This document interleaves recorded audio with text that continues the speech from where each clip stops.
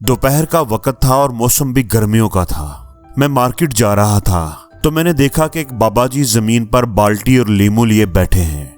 वो शिकंजवी बेच रहे थे। उनके आसपास काफी शिकंजवी और जूस वाली रेहड़ियां थीं। जहां रश था, मैंने उन बाबा जी को एक गिलास बनाने का कहा तो मालूम हुआ कि वो बोल नहीं सकते और समाअत से भी महरूम हैं। मैंने इशारे से उनको अपनी बात समझाई तो उन्होंने मुझे शिकंजवी का एक गिलास बनाकर दे दिया। शिकंजवी पीने के बाद मैंने इशारे से उन्हें कहा कि बड़ा मजा आया है मुझे, और उनका शुक्रिया अदा किया। वो खुश होकर मेरी तरफ देखते रहे। कितने का गिलास है, मैंने उनसे पूछा तो उन्होंने एक कागज मेरे सामने कर दिया जिस पर 30 रुपए दर्ज थे।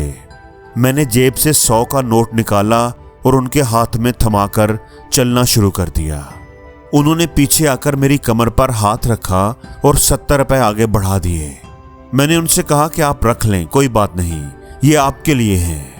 उन्होंने पहले मेरी तरफ और फिर आसमान की तरफ देखा और वापस चले गए। उनकी आंखों में मेरे लिए दुआएं थीं। कुछ देर के बाद बस के जरिए मेरा एक पार्सल आना था।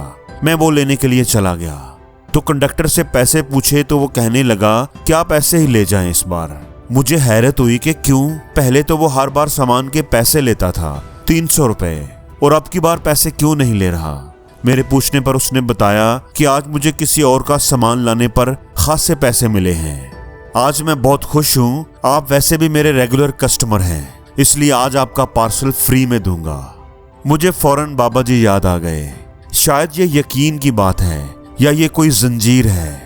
मैं अक्सर ऐसा करता हूँ कि मेरे वॉलेट में अगर कम पैसे रह जाएं तो किसी मजदूर या दिहाड़ीदार को दे देता हूँ।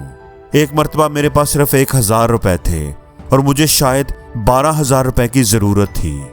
मैंने कुछ देर सोचा और फिर सामान लाकर घर में वालदा को दिया कि चावल तो बना दें। फिर चावल पकने के बाद मैंने उनके पैकेट बनाए और बाइक पर निकल गया। रास्ते में जो भी गरीब आदमी मिला, कूड़ा चुनने वाला, रिक्शा चलाने वाला, रेडी वाला, मजदूर, इन सब में मैंने वो पैकेट बांटे और घर आ गया। आप यकीन करें कि अभी 1 घंटा भी नहीं गुजरा था कि मुझे एक कॉल आई। मेरी एक सेल तय हो गई और एडवांस 15,000 रुपए मेरे अकाउंट में ट्रांसफर कर दिए गए। मैंने मोबाइल फोन एक तरफ रखा और मुस्कुराने लगा। ये आदत मैंने अपने वालिद साहब से ली। वालिद साहब को कारोबार में अगर कोई नुकसान हो जाता या कोई बड़ी परेशानी आ जाती तो वालदा से कहते कि चावल बनाकर बांट दो, या फिर किसी गरीब मोहल्लेदार या रिश्तेदार की तरफ राशन भेज दिया करते थे। तब मैं सोचता था कि एक तो पहले ही नुकसान हो गया है और ऊपर से अब्बू मजीद खर्चा कर रहे हैं, ये तो कोई समझदारी वाली बात नहीं है। लेकिन जब मैं बड़ा हुआ तो मुझे समझ आया कि जब आप किसी का कोई मसला या परेशानी हल कर दें जो आपके इख्तियार में है तो अल्लाह ताला आपकी वो परेशानी खत्म कर देंगे जो आपके इख्तियार में नहीं है। आपके बड़े मसले हल हो जाएंगे। आप बांटने वाले, तकसीम करने वाले तो बनकर देखें, अल्लाह आपके बिगड़े काम भी ठीक कर देगा। इस सारी कहानी का एक ही मतलब है, इससे एक ही सीख मिलती है कि जब तुम अल्लाह की राह में तकसीम करोगे तो अल्लाह तुम्हारी जिंदगी में आसानियां पैदा कर देगा, तुम्हारी मुसीबतें दूर कर देगा और गैब से तुम्हारी मदद करेगा।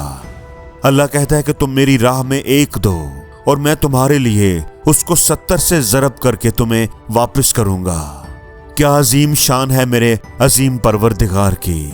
हमें ज़रूरत बस अपने रब पर यकीन करने की है, उसकी बात को मानने की है और उस पर अमल करने की है।